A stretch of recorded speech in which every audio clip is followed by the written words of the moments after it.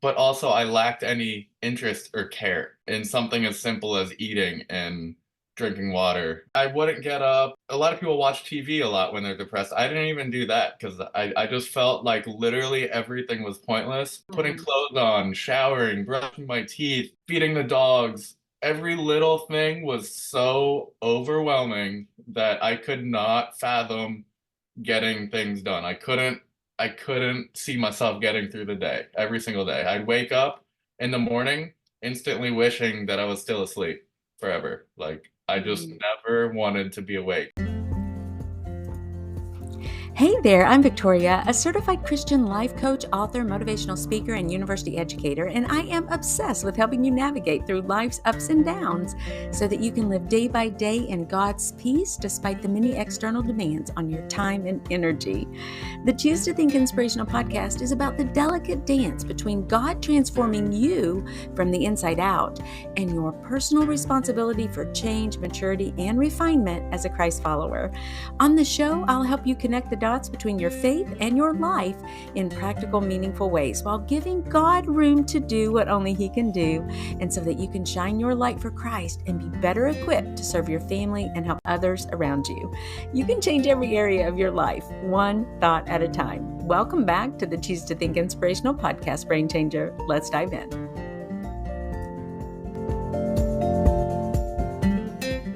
Hey, everybody, and welcome back to the Choose to Think podcast. Gosh, I get to talk about pickleball today, and I get to talk about mental health. Those are two of my favorite things to talk about on the show. Plus, I get to have just such a dear individual on the show. I know his parents and such a wonderful and amazing family. And I want to tell you a little bit about Will Martin. He says this. He says, it all began with another episode of major depression and a forced trip to the pickleball courts. Despite his reluctance to go that one time, he was forced to go. I'm thinking his parents forced him to go. He found peace there for the first time that day. After a few months and several more trips, the sport helped to pull himself back together, to look forward to something and to focus on something positive, and most importantly, to find a way to reach out to those who are also struggling and to let them know that they are not alone in their battle. Mental health has always been this quote behind the curtain topic that almost all of us or those we love struggle with. Matter of fact, I'm going to share some statistics with you as Will and I chat. But it never seems to be okay to talk about it, right? We're all kind of embarrassed, or we kind of huddle back, and maybe we don't know how to deal with certain individuals who are suffering. They don't have optimal mental health. We talk about that a lot on the show, enjoying optimal emotional health, physical health, your feelings, and being healthy in all of those ways. We talk about that a lot on the show, but when we're suffering, sometimes we don't talk about it. We shy away from that. And Will's kind of picked up the torch and says, hey, this needs to end. We all struggle, and it's okay to seek help. There is support out there. Mental health is health. It's healthy to be mentally healthy, and it shouldn't be something to be ashamed of or pushed aside when we're not mentally healthy and when we need to be mentally healthy and we want to be mentally healthy. And so he has the hashtag stop the stigma. So our conversation, we go from kind of the background of Will's story, starting from the beginning, and we go all the way through to where he really is today. And one of the turning points for him was finding purpose. So if you feel a little bit listless, or if you're feeling even depressed, maybe someone shared this episode with you to try to encourage you and to offer you a little bit of hope, you're going to find it. And some of that is wound up in purpose. There is purpose in your pain, and God will show the way when it comes to that. Philippians 4 says, do not be anxious about anything, but in every situation, by prayer and petition with thanksgiving, present your requests to God, and the peace of God, which transcends all understanding, will guard your hearts and your minds in Christ Jesus. Psalm 34 says, the righteous cry out, and the Lord hears them. He delivers them from all their troubles. The Lord is close to the brokenhearted and saves those who are crushed in spirit. 2 Corinthians 1 says, praise be to the God and Father of our Lord Jesus Christ, the Father of compassion and the God of all comfort, who comforts us in all our troubles, so that we can comfort those in any trouble with the comfort we ourselves receive from God. So a part of Will's mission and his purpose is to kind of encourage those who are suffering and to help them. And through his own story, by his pain, he's found such purpose. Even Jesus says in Matthew 11, "Come to me, all you who are weary and burdened, and I will give you rest. Take my yoke upon you and learn from me, for I'm gentle and humble in heart, and you will find rest for your souls. My yoke is easy and my burden is light." And in Isaiah 41, it says, "So do not fear, for I am with you. Do not be dismayed, for I am your God. I will strengthen you and help you. I will uphold you with my righteous right hand." And all that to say, that we know how encouraging the Bible can be for us. It's living and acting, it's the Word of God. However, sometimes just hearing a Bible verse doesn't, may not, I'm not going to say like be enough in the moment when you're depressed. It's like you can't have the clarity of thought or mind to really grasp what that means. But there is good news, and we're going to pour out our complaints and our trials and our sorrows. We're going to pour those out to the Lord. He hears us even when we're depressed. I even share some of my depression story as I chat with Will, because I could relate so much to what he was saying. Depression is real. And for me personally, I had to align my thoughts. I had to do a little bit of a wheel realignment like you do on your car, except I needed my thoughts to be realigned properly so I could run better with the Word of God. So now I can read those verses and they can be so encouraging to me to know that I have a Heavenly Father who I can cry out to when I'm in despair and when I need to help and when I need to find hope. And I know that He listens and He's there. You're going to see in the show that Will basically is stopping the stigma, hashtag stop the stigma, in 5 ways. Um, or at least in some of these ways, through education and awareness. That's a part of his purpose. He encourages open dialogue about mental health issues. He promotes positive representation. He is an individual who portrays being an overcomer. He has overcome something that is so difficult and that so many are challenged by now. And so we can look to him as a role model. He could be the poster child for us of someone who says, my depression had purpose, and now I am on fire and I'm on the war path to stop this stigma when it comes to mental health. He at one point may advocate for policy and legislative changes. And then, of course, he's also offering a lot of community support and involvement. Matter of fact, I think he would love nothing more than for you, after you hear him today, to reach out through his business websites, through the email exchange there, and just let him know how much this meant. Or you can comment on this podcast episode if you're watching on YouTube. Drop a comment below so that Will know that you've been encouraged by his very hard work. So without further ado, here is Will Martin. Well, hey there, Will, and welcome to the Choose to Think Inspirational Podcast. Yeah, thanks for having me. Yeah. Definitely. Oh, I'm so excited. And it's gonna be all I can do to keep from grinning ear to ear, because I get to talk about 2 of my favorite things on the show today. One of them would be pickleball, and the other one, a little bit more serious, of course, would be mental health. And Right. I really just applaud you for what you're doing. And even the hashtag that you have, stop the stigma. I think I had that right? Stop the stigma. Yep. Your journey, what you've been through, and now that you're kind of the face for a young man who says, you know, there are other options out there. There is a way to get beyond this. Mental health is such a real thing, but there's a lot of hope, and it's not the end of the story, so to speak. And, we go way back, of course, maybe we could talk about that just for a second, but I'm Yeah. trying to think about when I first met you. It's definitely tied into your story about, overcoming depression and dealing with all of that. And I can't really even remember when I first met your parents, but I think it was, I'm going to say like maybe, could it be 4 years ago? Could it be, maybe even 5? I don't know. But Yeah. I think it was. Yeah, 4 years ago, I think. Sounds right. That's, yeah, 4, something like that. yeah. I do remember when you first started coming to the pickleball court too. So, that was really interesting. There you were just playing your heart out. It's like there was one point in time when I could kind of beat you on the pickleball Yeah, yeah, definitely. as you were just learning the strokes and everything. Right. Those Yeah. were the days. But now, anyone who knows Will could, he'll just beat your socks off is what he'll do nowadays. He's so good. But oh, it's so fun. And I'm glad we're going to kind of tie all this in together. But I wanted to start with an article. I researched a little bit, finding some information about this because as many of my viewers or the audience knows, the listeners, I went through a deep depression back in 2016. And for me, what kind of got me over the hump was when a mentor challenged me to learn what it meant to take my thoughts captive. So I came at it from a real biblical worldview and a biblical point of view to really overcome that. It changed my life actually.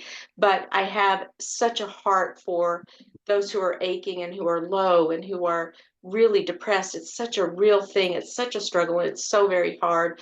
Do you want to talk a little bit maybe before I get into the article about your own journey and what hold depression had on you? Do you want to tell everybody a little bit about that? Yeah, so my depression started pretty much my sophomore year of college. I think it was around a little bit before then as well. But I had an incident in college where somebody actually put something in my drink, and they had no intention of hurting me. It was actually a close friend, and Mhm. he was more or less pulling a prank, so he thought. And his expectations were to take care of me and just he was just kind of messing around, I guess, from the story that I gathered later. He didn't know, nobody knew that it would cause such an effect on me, but it Mhm. did change my brain chemicals. If I didn't have depression before that, it definitely happened afterwards. Wow. Yeah, I've always since then struggled with depression quite a bit, but there's over the years I've learned a lot of techniques and a lot of different therapies and things that have helped me manage it. I like how you said earlier to hold your thoughts captive. That truly is the biggest step in the right direction. Once you can really kind of learn to understand your thoughts, ultimately control them. That's really when you start to get a grasp on your emotions and your thoughts and your feelings, put you kind of back into the right direction. So I really liked how you said that hold your thoughts captive. That definitely is extremely important. I think so. And can you, Will, I've seen you kind of from when I first met you, and I've able firsthand kind of witnessed changes in your life. Not Yeah. that, I mean, we're otherwise kind of casual friends. I know your parents very well, love them dearly. Who doesn't love Doug and Kat, right? So I've just kind of had maybe I don't know, a different angle, just very otherwise kind of casual and just kind of watching you come to the court a lot and persist in that. For others, I mean, and then I see you now and what you're doing in your life, and that you have had the courage to hold up the torch and say, gosh, we got to do something about this. A lot of people may think that, but they're not willing to say, by golly, I'm going to do something about that. And that's what you and your family are doing now. And it's just so heroic, really. But I want you to give everyone maybe just another glimpse into what being depressed might have been like for you. Mental health, for me, everyone can experience it a little bit differently from what I am aware of. But for me, Mm, one, I had no appetite, but also I lacked any interest or care in something as simple as eating and drinking water. Things I wouldn't get up. I wouldn't. A lot of people watch TV a lot when they're depressed. I didn't even do that because I just felt like literally everything was pointless. Even making a call to a doctor, I just couldn't get myself to do it. It was such a weird and confusing feeling because I knew I needed to. I knew it was a step in the right direction, but actually making the call and dialing the numbers, it just honestly just seemed so difficult. It also made me feel extremely confused because I knew it was an easy task that I was trying to do, but it seems truthfully a extremely difficult thing to do. Putting mm, clothes on, showering, brushing my teeth, feeding the dogs, every little thing was so overwhelming that I could not fathom getting things done. I couldn't see myself getting through the day every single day. I'd wake up in the morning instantly wishing that I was still asleep forever. Like I just Mm. never wanted to be awake. Other than extremes of like thoughts of suicide and things like that. I had all of those. Really, even the smallest things really were something that were it was such a hard fight just to do the small things, and that freaked me out because something so simple should not be so hard. And I Mm. really had a hard time wrapping my head around things being so difficult that I really knew weren't that hard. And Right. And then it was a isn't weird it, feeling. it is weird. And it's the irony there is that then you guilt yourself for not doing something so simple that, Yeah, should, which only makes it worse, right? yeah, Because and then like, why snowball can't effect. I, Yeah, yeah, like, why can't I do that? And, if I were to kind of compare in a way your depression and my depression, I always call myself a functioning person who was depressed. I think I just made up that term. I don't know. But for whatever reason, I was able to do those things. And I also had children. So I had four kids. Now they were older, they were in their teenage years at that time. And some were, I think my daughter may have even been married at that time. Well, she was, I know she was, because her husband brought me roses once. My son in law, he was so sweet. He's like, Mom, we don't know what's going on with you, but here are some roses. I mean, it was just so sweet because yeah, family is impacted by because they're heartbroken as they see their loved one aching and in such a state, and they feel powerless outside of prayer to yeah, really make any change, or to we just sometimes, we don't know what to do to help the one who is hurting and we're watching them hurt. And but I was able to do things, but then as soon as I did those things, then I would just go to bed. And right. I loved sleeping too. It was like if I could just get to sleep, but I couldn't fall asleep. So I would listen to podcasts or, sermons, or I would have to have something to engage my mind so that I wouldn't keep thinking whatever I was thinking that was so, depressing in nature. And I was very tearful also. I would cry a lot. Like maybe I would watch my granddaughter for the afternoon, and I would really have to muster up everything I could to just kind of be like a happy grandmother and do fun things. And then the instant I dropped her off, I would just be bawling in the car as I'm driving home. I mean, it was very just, there were such contrasts in how I kind of faked it in a way and kept Yeah, on going, yet how I really felt. Did you have yeah. any of that too, or at I some I point? did. I did and live behind some like a barrier almost. But I definitely did my best to fit in. But then you always kind of think in the back of your mind, like, I think they can tell that I'm not okay. Or Yeah, so there's a lot of fear there. And you were talking a lot about family and how they're impacted earlier. And there's a lot of fear there too at a certain point. Once it gets to a devastating point where it's a life or death and you're fighting for your life every single day, they definitely get fearful as well. And it's a burden that I would never want to put on anybody. And I try to tell myself that I'm not putting a burden on people. Just I don't want to take blame for that. But at the same time, it is putting a burden on people. But it's because of the fact that they care and that's that they right. want to help. So They there's do, and that's what family is for. And right, right. as a parent, you would take the bullet. You would do whatever for your kids. So I would never begrudge my child for aching or for hurting. Never. Wouldn't even be a thought I would have. It would just be we're in this together, and I'm quite certain that's how your your family felt. Even though as the person, as you, it's just another way that we pile on the guilt onto us Yeah. even more. It's just it we know they love us, but then we hate that we're kind of putting them through this too. And then you keep putting it back on ourselves. Well, what was the turning point for you, would you say? And thank you, by the way, for being so vulnerable and for sharing those. I found myself my heart was kind of beating fast as you were talking because I, I, I kind of get a little sense of that. And it's like, oh gosh, I don't want to ever go back there again.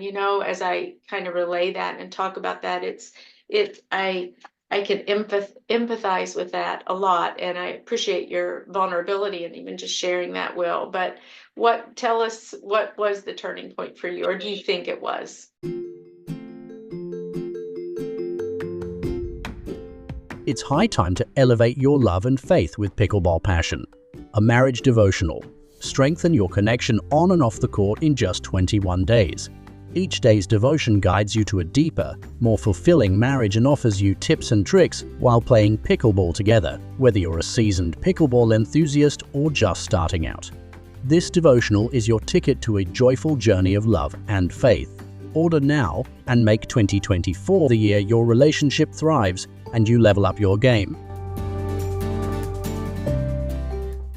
So I can think of two kind of turning points for me. They're just both in a little bit different aspects. For my own mental and physical health, really, the turning point was the first time I stepped on a pickleball court. On another side of it, my turning point was finding a purpose through my depression, or using my depression and anxiety as a tool to help others. It's a little tough to explain, but like I went through a lot of thoughts of like, why is this happening to me? A lot of people do. That's a very common thought. But I really felt like there was a purpose, even in such a negative position in life. I've always thought there's a purpose for everything. And I always just wondered, like, why? What is the purpose? And I was always questioning. But I never for years could figure it out. Like, I just felt like I was going through this by myself. And there was really no like, I just didn't understand. I had so many questions. And then I finally realized, the only thing I could think of for God allowing me to go through this is to help other people through it. Amen. That's the only thing that could even make sense to me. There's really no other reason that I could think of. And once I kind of realized, like, you know what, maybe my purpose and the reason I'm going through this is to make other people feel better or prevent it in the first place, even. So, kind of from that day forward, I just kind of decided I wanted to dedicate my life and everything I do to helping other people get through struggles, or at least gain the knowledge to, when they do, or if they do come across some sort of pain or misery, that they will at least have a little bit of experience or knowledge. That was pretty much my other turning point. That one wasn't necessarily for me, but it definitely gave me a direction and a purpose, so to speak. So those are two different turning points. Yeah, that is really powerful, because sometimes being depressed, I think we can feel a lack of purpose. It's For sure. easy to kind of get stuck in, what am I even here for kind of thinking, and what is all of this about, and why is this happening, like you said. So that God was able to kind of download, wait a minute, I'm going to use your life and your experience as a testimony to help other people. That's really, really powerful. And I want to read some of these statistics, and some of it is very basic. I got this from the CDC, the Center for Disease Control, a government agency. And as they're describing what is even mental health, and it's fairly broad, but it includes our emotional, psychological, and social well-being. It affects how we think, feel, and act. It determines how we handle stress, relate to others, and make healthy choices. Mental health, being healthy mentally, is important at every stage of life, from childhood and adolescence through adulthood. And then they talk about why mental health is so important for overall health. They're saying that mental and physical health are equally important components of overall health. Depression increases the risk for many types of physical health problems, like long-lasting conditions such as diabetes, heart disease, and even stroke. And you can think about the stress that even goes along with the depression and the anxiety we feel and all of that, and how that is just impacting our physical bodies, which I think in part is why when you did begin to play pickleball and you started physically exercising, making yourself get out there, you're kind of naturally athletic and gifted in that way anyway, it seems. And you're having fresh air, getting fresh air, vitamin D, sunshine, a community. Suddenly you have a community of like-minded individuals who are just there to kind of have fun and beat the ball around.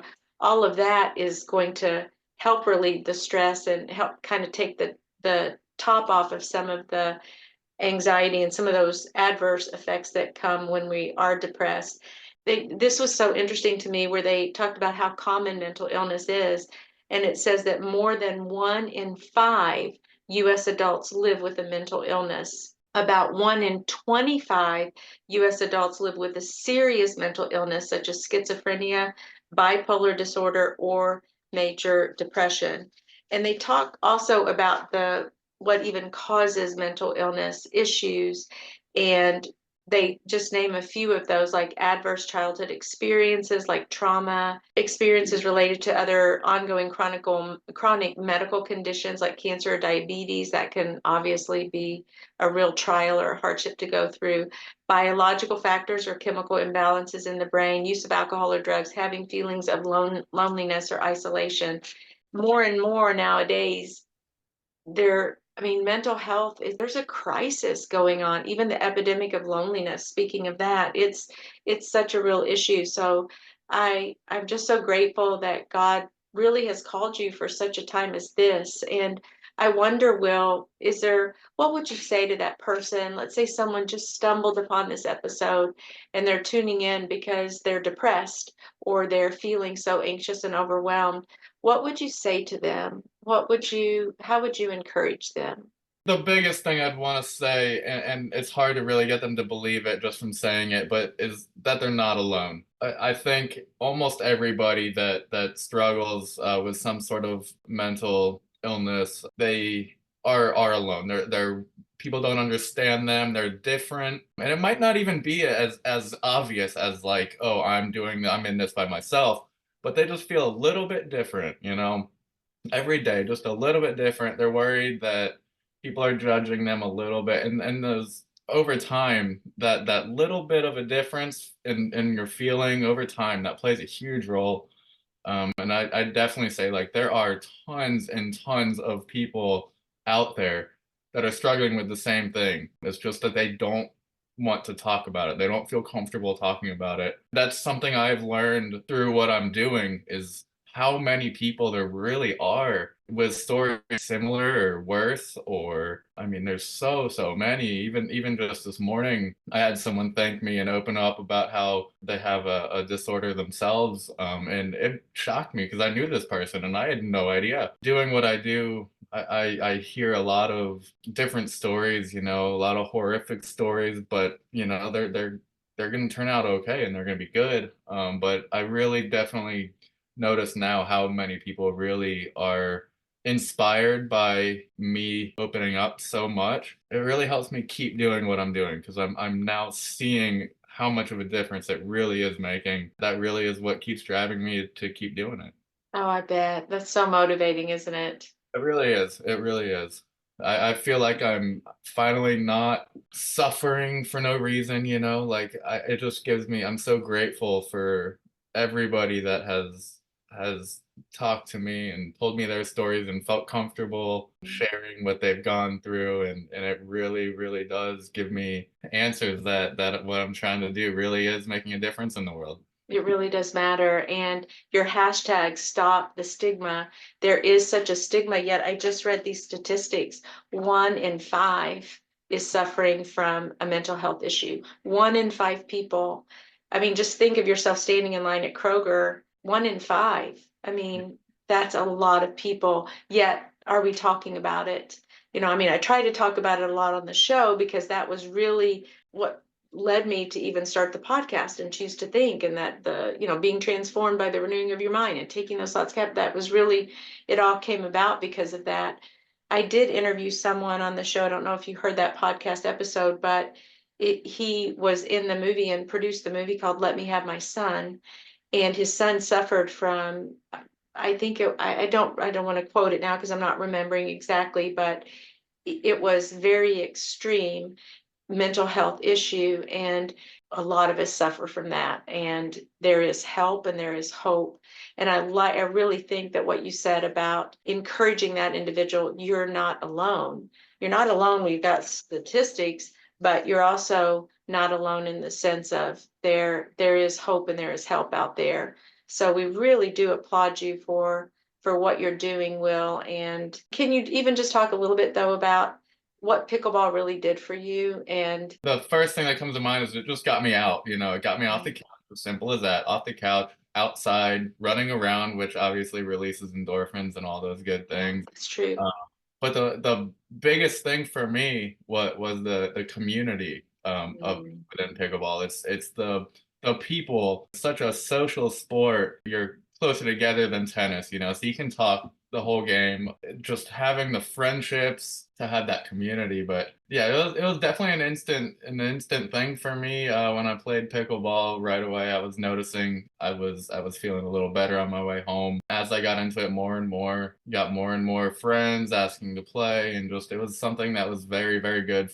Kept me active, and then I wanted to eat well so that I'd play well. So it kind of helped the physical stuff as well as the mental, and it really just all tied together. Yeah. Yeah. Oh, I think that's just amazing. I mean, I just love it. Pickleball's really changed a lot of lives, I think, and it's no wonder that it's the fastest growing sport in the world because people say it's addictive, right? But Yeah. what I think we're addicted to in that sense is what you just nailed. I mean, you nailed it because we look at what we went through with COVID, even, and many of us were still playing through COVID. I mean, we were Yep. still going to the gym and still playing, but it was because we wanted that connect. We wanted the social connection. People need people. We need each True. other to do life with. We're not meant to just kind of exist on our own like that. Okay. How did you overcome any hesitations or societal pressures to openly discuss your struggles?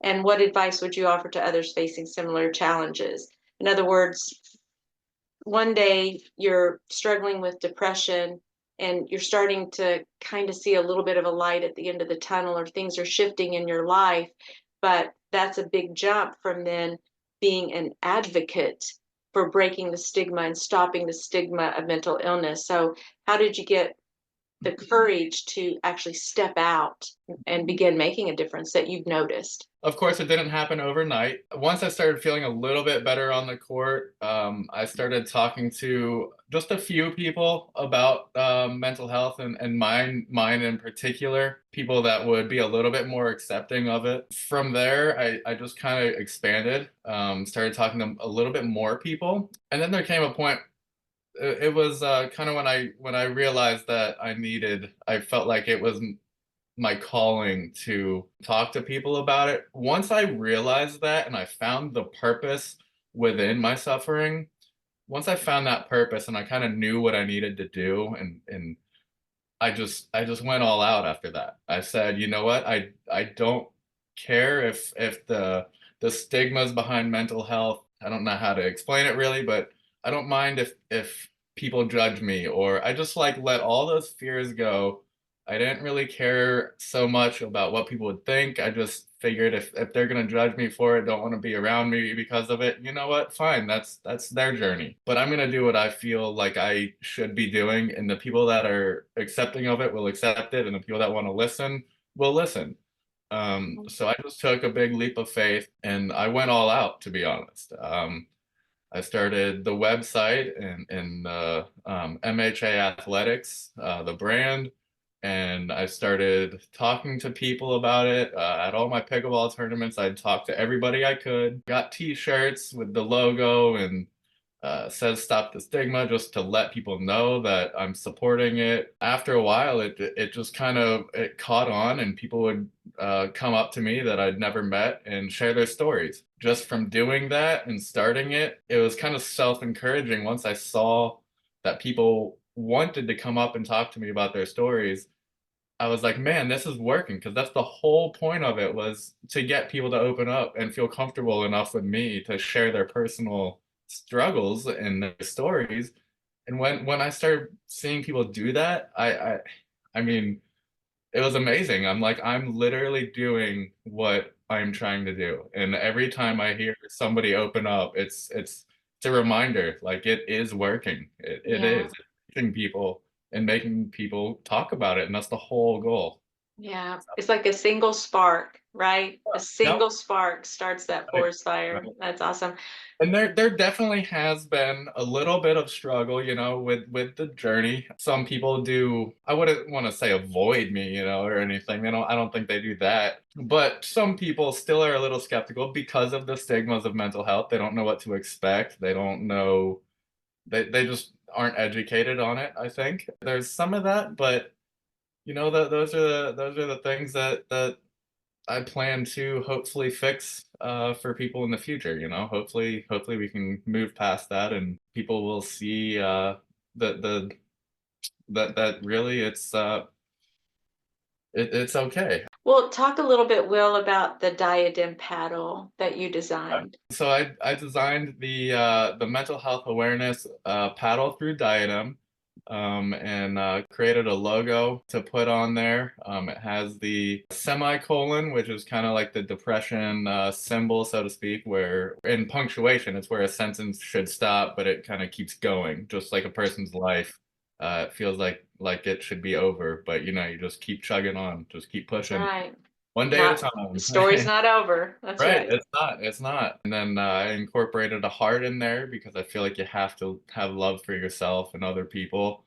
So I good. just think that's very, very important. The green ribbon is also in there, the mental health awareness ribbon. And I just kind of pushed it all together into one logo, created the paddle, and that's on the paddle Diadem Edge, which is a great paddle, very universal for many different types of players. Started selling that, and that was the very beginning of MHA Athletics. Actually, that was one of our first products, was the paddle, and I used that and still do actually at a lot of tournaments. And people will see it and they just come up, hey, I love that paddle. Like, can you tell me about it? And it's been a great way to get people to talk and open up. They ask about the paddle, and now that's an opportunity to share my story, spark a conversation. The paddle design alone has really helped me able to reach a lot of people. Pickleball, I mean, I love pickleball, but ultimately my story is to help people with the mental health. Pickleball is just my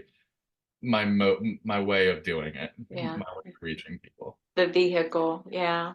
Exactly. Oh, goodness. Your story is so unique, and it's really just an awesome and encouraging and inspiring story. And my hope is that someone will listen to this and be so encouraging that they'll pass this episode link on to another friend who may be aching or hurting, or parents who are watching their children, and that this will be a message of hope and life and encouragement for so many people to know that yes, we can talk about this, and it's good to talk about this, and we can encourage each other and support each other. And that's really what I hope this episode going out will do. Plus, shed another spotlight on you, and it's a ministry the way I look at it. MHAathletics.com. Athletics.com. And then more on the pickleball side of it, I have a website, sideout-pickleball.com, and that's more of products and things. The MHA Athletics is also products, but it's only our gear, with our logos and more mental health related. So either website, I do read emails to those. I do that all personally. So I mean, there's definitely ways to get in touch if somebody wants to, and hopefully they do. Yeah, well, very good. And thank you so much for coming on the show, for holding that torch up also, and just that to see that God is operating in your life, and that He's so gifted you and blessed you in so many ways, and that your journey has not really been in vain. There is purpose there. And I keep having the thought, the apple doesn't fall far from the tree. You're just surrounded by wonderful, loving parents and people who really encourage you and applaud you and are so very proud of you and your work. And we would say, keep on going, just keep that light burning, and keep on. And who knows what God has in store Right. even from here on out. So it's such a delight to talk to you, and I can't wait to see you on the pickleball court. Yeah. Yeah. And we played pretty well the other day, the last Yeah. time you were around, and it's such a pleasure and a thrill to play with someone like Will, because he has so surpassed the skill level of where I am. But, and one thing I'll say about that, on the court, you're just so, and I don't know if you're like this with everyone, but you're just very encouraging and lighthearted. And, you're a lot like Jim. Jim is just so glad to be there and happy to be there and talking and just cutting up and laughing. And you all really have a good time playing pickleball, and you're kind of easy to play with. Now, Jim and I have a hard time sometimes playing. That's why I wrote the pickleball devotional, Pickleball Passion. Which is a great one, by the way. Yeah. Oh, goodness. Yeah. Someone just reminded us that we were playing yesterday, and Shauna said, don't forget the pickleball passion, because she was noticing how we were interacting while we play, because it's so hard sometimes to play. And I was like, oh, yeah, I need to do those things, that are in that book. But anyway, thank you so much, Will, for coming on the show. We really appreciate it. Definitely. Yep. Thank you. Thank you for having me. And that's a wrap, Brain Changer. And listen, if you like what you hear, would you leave us a 1 to 2 sentence review at Apple Podcasts? Share the link with a friend or tag me on your share on social media. It would mean the world to me and would help us to keep shining the light of Christ and sharing the good news to others who are in need of encouragement. Please visit us on our website at choosetothink.co. That's with the number 2, choosetothink.co, to get on our monthly newsletter list. And if you need a guest speaker for your next women's retreat or church event, I'm your gal. Email me at choosetothink@gmail.com, and that's with the number 2, choosetothink@gmail.com.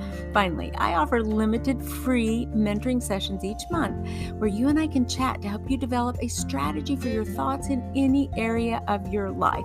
I'm a certified life coach, and I have something to share. Visit choosetothink.co and click on mentoring for more details. Also, keep in mind that the messages on this show are for informational and educational purposes only. Please consult your medical doctor for all medical issues. Thank you again for tuning in. God bless you.